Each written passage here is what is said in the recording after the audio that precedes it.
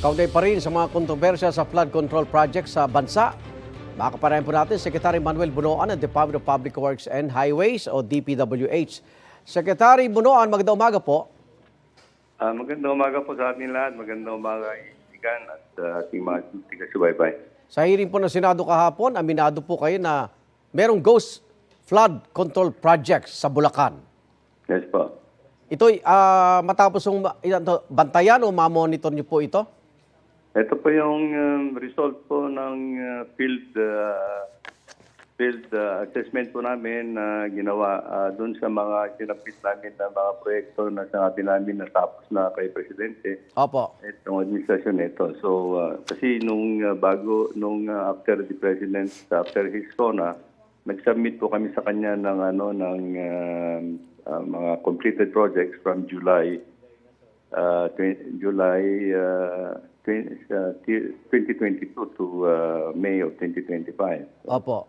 So, right there, nagpalabas po ako ng mga tao para mag-validate itong mga projects na ito.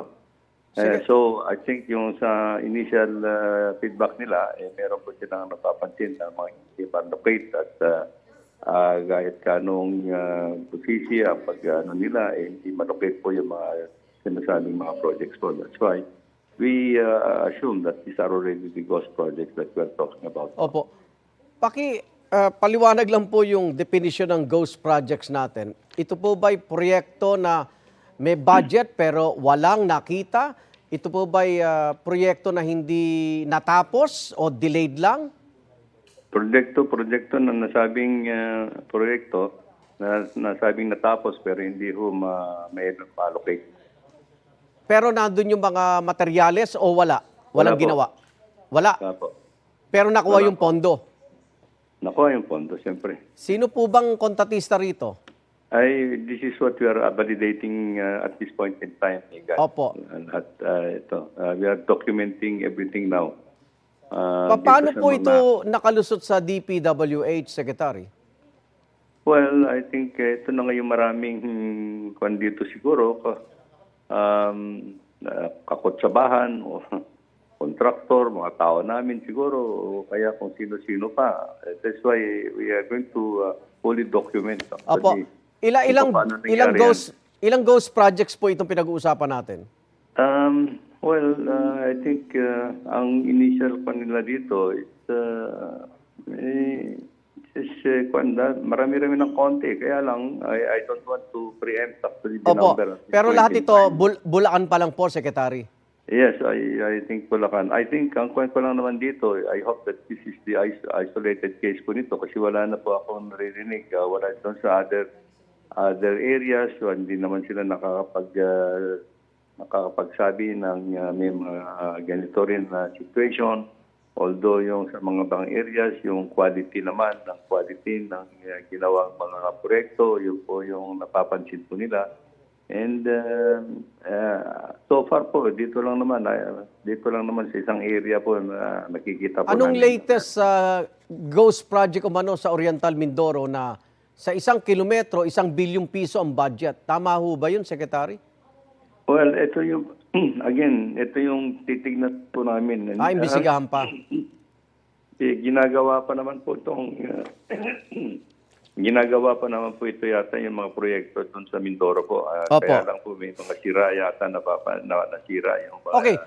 Dito sa binabanggit natin ghost projects, meron na ho ba kayong papanagutin, kakasuhan ho ba ng DPWH yung kontratista o yung kahit congressman sa distritong yan? Well, as soon as we are able to fully document actually everything at saka yung kompleto na po yung investigation, then I think pag napatunayan po na ganito, then we will file the corresponding cases. Opo. Kahit na sino po ang involved po dyan. Kahit kasama yung mga... May mga mungkahi po, yung mga district engineering officer, buwagin na raw po muna, Secretary, dahil ito raw ugat ng korupsyon, mga district engineers. Alin po yung mga lahat po? Yung mga district engineers daw po ang sangkot sa katiwalian sa flood control projects. Dapat lang po. I think actually dito po sa nagkaroon po ng ganitong information, tinanggal ko po lahat muna yung mga opisyalis dyan sa District Engineering Office na yan at under the custody na po muna ng regional office at ang regional office na po nagpapatakbo Opo. doon sa district office na yan. Opo. Huli na lang po, may mga panawagang mag-leave muna kayo sa DPWH Secretary habang ginagawa yung investigasyon. Oh, I think ito po yung mga suggestion po na naririnig po namin dito, but I leave it to the one of the President po. Oho. Out of delicadeza daw po, Secretary. Sige po, kung I think ang delikadesa naman po dito is actually hindi lang po naman flood control project ang aking sinusulong dito sa Opo. DPWH po. Napakarami po yung other big project that would warrant my kwan po ngayon dito. That as I said, po, I leave it to the President po. Opo. Anong niya, decision po nila. Opo. Maraming salamat, DPWH Secretary Manuel Bunoan. Ingat po. Salamat po. Igan, mauna ka sa mga balita, mag-subscribe na sa GMA Integrated News sa YouTube para sa iba't ibang ulat sa ating bansa.